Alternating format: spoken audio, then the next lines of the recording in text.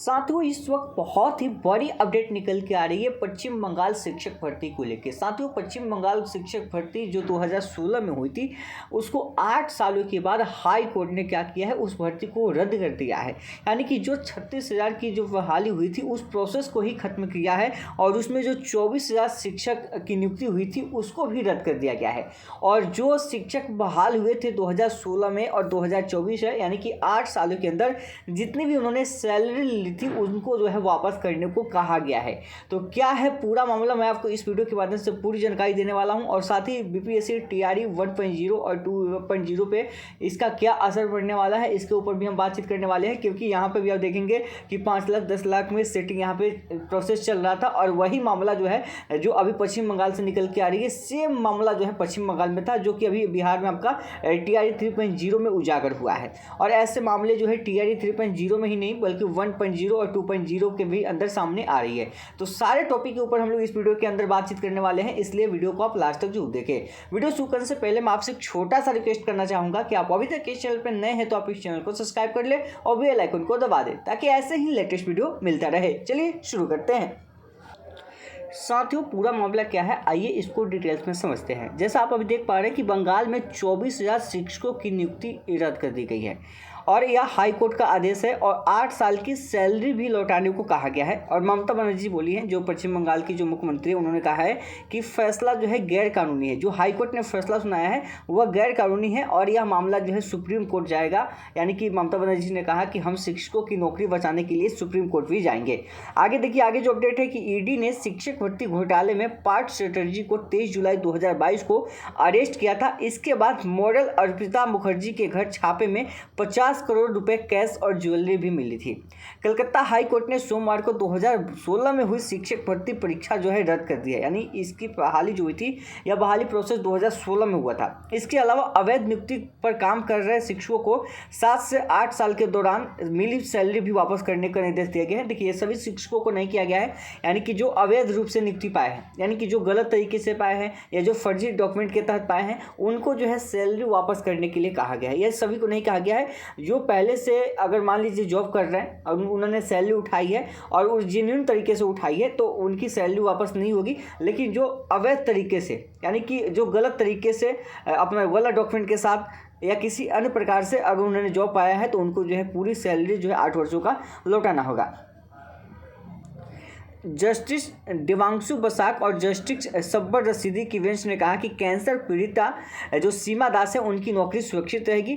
पश्चिम Bengal school सेवा आयोग एक नई नियुक्ति प्रक्रिया शुरू करे और यह जो है पश्चिम बंगाल को यह कहा गया है कि आप जो है नई भर्ती प्रक्रिया यहाँ पर शुरू की जाए। हाई कोर्ट के आदेश को मुख्यमंत्री ममता बनर्जी ने गैर कानूनी बताया है। उन्होंने कहा कि हम उन लोगों के साथ खड़े रहेंगे जिनकी नौकरियाँ चली गई है। भाजपा नेता न्यायपालिका के फैसलों को प्रभावित कर रहे हैं और इस फैसले के खिलाफ हम सुप्रीम कोर्ट जाएंगे, यह ममता बनर्जी का कहना है। पश्चिम बंगाल सरकार ने 2014 में यानी कि WSSC के जरिए सरकारी और सहायता प्राप्त स्कूलों के लिए टीचिंग और नॉन टीचिंग स्टाफ की भर्ती किया था। तब 24,640 रिक्त पदों के लिए 23 लाख से अधिक लोगों ने क्या किया था, इसमें परीक्षा दिया था। इस भर्ती में 5 से लेकर 15 लाख रुपए की घूस लेने तक का भी आरोप है। मामले में कलकत्ता हाई कोर्ट में कई शिकायतें मिली थी। भर्ती में अनियमितताओं के मामले में CBI ने राज्य के पूर्व शिक्षा मंत्री पार्थ चटर्जी यानी कि उनकी करीबी मॉडल अर्पिता मुखर्जी और SSC के कुछ अधिकारियों को क्या किया था, गिरफ्तार किया था।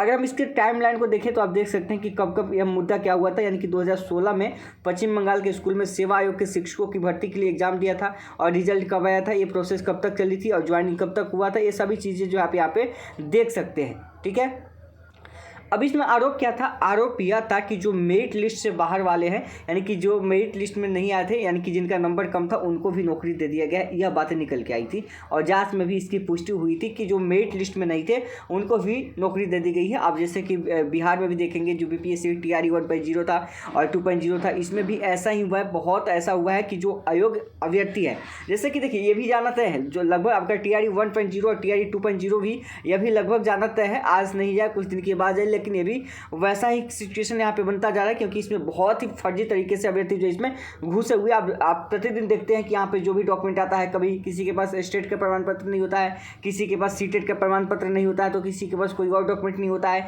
तो बहुत ही फर्जीवाड़ा इसमें भी हुआ है। तो और TRE 3.0 में क्वेश्चन पेपर लीक हुआ था, तो उससे भी मामला सामने आया है। तो कहीं ना कहीं आपके TRE 1.0 और TRE 2.0 है, ये भी आगे जो है प्रभावित तो होगी। आगे भी हम इस पर पूरी तरीके से बातचीत करेंगे। देखिए, कुछ उम्मीदवारों का मेरिट लिस्ट में नाम ना होने पर भी नौकरी दी गई थी। देखिए, ये मामला आया था कि कुछ उम्मीदवार ऐसे थे जिनका मेरिट लिस्ट में नाम नहीं है, फिर भी उनको नौकरी दी गई थी। याचिकाकर्ताओं ने दावा किया है कि कुछ ऐसे भी उम्मीदवारों को नौकरी दी गई थी जिन्होंने TET परीक्षा पास नहीं की थी, यानी कि जिनके पास TET परीक्षा प्रमाण पत्र नहीं था, वे भी नौकरी में थे। और वैसा मामला बिहार में भी हुआ है, जिनके पास सीटेट का सर्टिफिकेट नहीं है। आप दर्जनों क्या, आप तो कितना देखे होंगे कि कितना हजारों की संख्या में होगा जो सीटेट उत्तीर्ण नहीं है, जिनके पास डिग्री नहीं है। यह मामला तो फर्जीवाड़ा का मामला बहुत है। तो जब बंगाल में यह मामला हो सकता है, बंगाल की जो हाईकोर्ट है वह फैसला सुना सकती है, तो फिर बिहार में क्यों नहीं। और अभ्यर्थी कोर्ट चले गए हैं, ऐसा नहीं कि नहीं गए हैं। तो खतरा तो है TRE 1 और TRE 2.0 पे, दोनों पे है। जबकि राज्य में शिक्षक भर्ती के लिए TET परीक्षा पास होना अनिवार्य है। हाईकोर्ट ने CBI जांच के आदेश दिए थे। यानी कि इसी तरह से राज्य में 2016 में SSC द्वारा ग्रुप D के 13,000 भर्ती के मामले में शिकायतें मिली थी। हाईकोर्ट ने इन सभी याचिकाकर्ताओं पर सुनवाई करते हुए CBI के आदेश दिए थे। इसके बाद ED ने क्या किया था, शिक्षक भर्ती और कर्मचारियों की भर्ती मामले में मनी ट्रेल की जाँच शुरू की। और CBI ने इस मामले में 18 मई को पार्थ चटर्जी से पूछताछ की थी। फिर उसके बाद जुलाई 2022 में जो पार्थ चटर्जी थे उनको गिरफ्तार किया गया था, और यह मामला जो है आगे बढ़ता गया। और अंततः आज, यानी कि आज बात करें सोमवार के दिन, जो कलकत्ता हाईकोर्ट ने है यह फैसला यहाँ पे जो है सुना दिया है, और यह कह दिया कि जो भर्ती हुई थी उसको पूरी तरीके से रद्द कर दिया गया है। आगे देखिएगा, यहाँ पे हुआ क्या था कि जो अर्पिता थे उनके घर से 49 करोड़ रुपये कैश मिले थे, करोड़ की ज्वेलरी मिले थे। ये सभी चीज़ों से यह स्पष्ट हुआ था कि भाई कहीं ना कहीं जो है यह मामला जो है पैसों के से जुड़ा हुआ है। यानी कि जो नौकरियाँ दी गई थी वो 5 लाख, 10 लाख रुपये, 15 लाख रुपये दे के ही खरीदी गई थी। और इस मामले में जो है यहाँ पे हाई कोर्ट ने क्या किया है कि उस भर्ती प्रक्रिया को ही रद्द कर दिया है। यानी कि अब वह भर्ती प्रक्रिया पूरी तरीके से रद्द हो गई। अब उसके लिए नए तरीके से नोटिफिकेशन जारी होगा। अब देखिए, यह हाई कोर्ट ने यहाँ पे निर्णय तो दे दिया है। अब ममता बनर्जी का कहना है, जो बंगाल के मुख्यमंत्री है, उनका कहना है कि हम सुप्रीम कोर्ट जाएंगे। अब सुप्रीम कोर्ट जाने से राहत तो नहीं मिलेगा। हाँ, ये बात है कि थोड़ा सा विलम्ब होगा, यानी कि जो भर्ती प्रक्रिया अभी निकालनी थी वे नहीं निकाल पाएंगे, थोड़ा सा विलम्ब होगा। लेकिन जब हाई कोर्ट ने जब यहाँ पे निर्णय दिया है तो सबूत के आधार पे ही दिया होगा, और वही सबूत जब पेश होगी सुप्रीम कोर्ट में तो फिर कहीं ना कहीं वहाँ पे भी फैसला वही निकल के आएगा। तो यह पूरी तरीके से जो भर्ती प्रक्रिया थी वो पूरी तरीके से भर्ती प्रक्रिया जो है रद्द कर दी गई है, और जो गलत तरीके से वहाँ पे जॉब लिए थे उनको सैलरी लौटाने के लिए कह दिया गया। यह मामला जो पूरी तरीके से आप सभी समझ गए होंगे कि मामला क्या था बंगाल का।